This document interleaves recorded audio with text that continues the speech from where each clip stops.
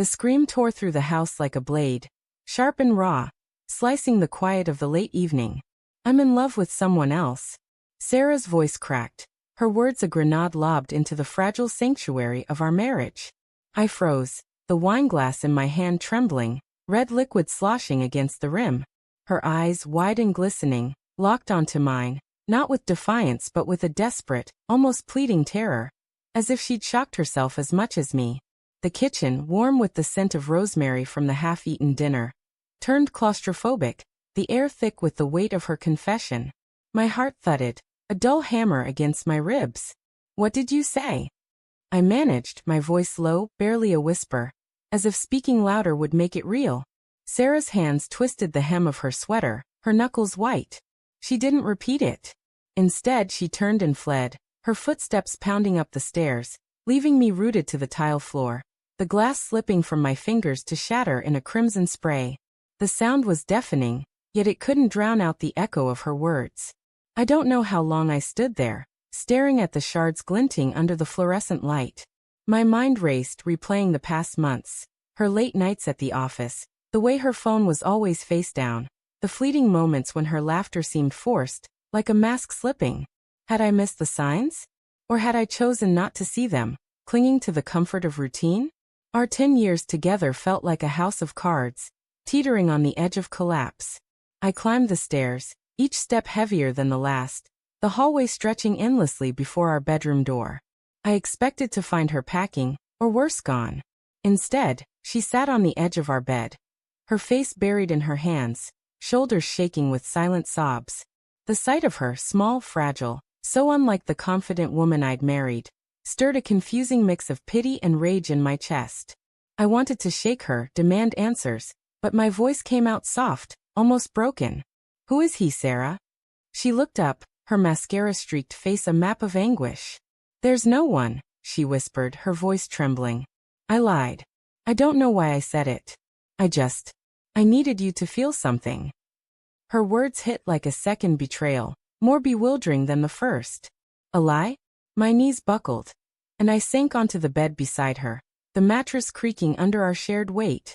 The room smelled faintly of her lavender perfume, a scent that once comforted me, but now felt like a stranger's. "Feel something?" I echoed, my throat tight. "You think I don't feel anything? Every day, I'm here, trying to keep us together while you—" I stopped, unsure what I even meant. While she what? Drifted? Change? I thought of the mornings we'd spent tangled in these sheets, laughing over coffee, planning a future that now seemed like a cruel mirage. "Why would you say that if it's not true?" Her eyes darted away, fixing on the framed photo on our nightstand. Us at the beach, her head on my shoulder, the sunset painting the sky in hues of fire. "I don't know," she said, her voice barely audible. "I'm scared, Tom. Scared we're losing each other. You're always working, and I'm fading here. I thought if I hurt you, you'd fight for me." Her words twisted in my gut, a knife of guilt and confusion. Was this my fault? Had I been so buried in deadlines and spreadsheets that I'd let her slip away? I reached for her hand, but she pulled back, curling into herself. The gesture stung, a silent accusation. "You could have talked to me," I said, my voice hardening. "Instead, you scream something like that? You break us for attention." "I didn't mean to break anything," she cried, her voice rising. "I just wanted you to see me." She stood, pacing the room, her shadow flickering against the wall like a trapped bird. "I'm sorry, okay? I didn't mean it. There's no one else. There's never been anyone else." Her desperation was palpable, but doubt not at me. If she could lie so convincingly once, what else had she hidden? The next days were a haze of strained silences and half-hearted apologies. I couldn't look at her without hearing her scream, without wondering if the lie was the truth, and this was the cover. At night, I lay awake, her steady breathing beside me a cruel contrast to the storm in my head. I started noticing things. Her phone buzzing at odd hours, the way she'd jump when I entered a room, the faint scent of unfamiliar cologne on her coat. Each was a pinprick, easily explained away, but together they formed a mosaic of suspicion. One evening, I found her journal tucked under a pile of laundry. My hands shook as I opened it, guilt warring with need. The pages were filled with her looping script, raw and unfiltered. I feel like a ghost in my own life, she'd written. Tom doesn't see me anymore. I said something awful tonight, and I can't take it back. I don't know who I'm becoming. No mention of another man, but the words cut deeper than any confession. She was drowning, and I hadn't noticed. I confronted her that night, the journal open on the kitchen table. Is this why? I asked, my voice raw. You feel invisible, so you hurt me to feel alive? Her eyes widened, betrayal flashing across her face.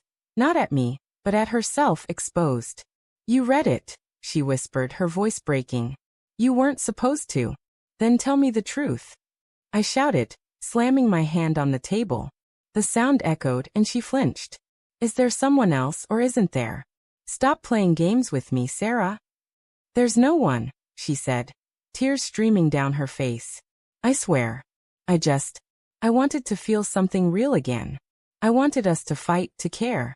I didn't know how else to do it. Her voice cracked, and she sank to the floor, sobbing. I wanted to believe her, to scoop her up and erase the past week, but the doubt lingered, a poison seeping into every memory. Then came the call. It was late, the house dark except for the glow of my phone. An unfamiliar number, a man's voice hesitant. Is this Tom? I need to talk to you about Sarah. My blood ran cold. He was a coworker, he said, someone who'd seen her crying in the office parking lot, who'd listened as she poured out her fears of losing me. She loves you, he said. She's just lost. There's nothing between us, I swear. But his voice trembled, and I heard the unspoken truth, a connection, emotional or otherwise, that she'd never admitted. I hung up, my hands shaking. Sarah stood in the doorway, her face pale, as if she'd heard every word. Tom, she whispered, stepping toward me. I backed away, my heart fracturing. It was a lie, she said, her voice frantic. I swear it was a lie. But her eyes told a different story, one of guilt and secrets she couldn't undo. I turned and walked out into the night, the cold air biting my skin, her screams chasing me down the street. It was a lie, she cried, her voice breaking under the weight of her own desperation.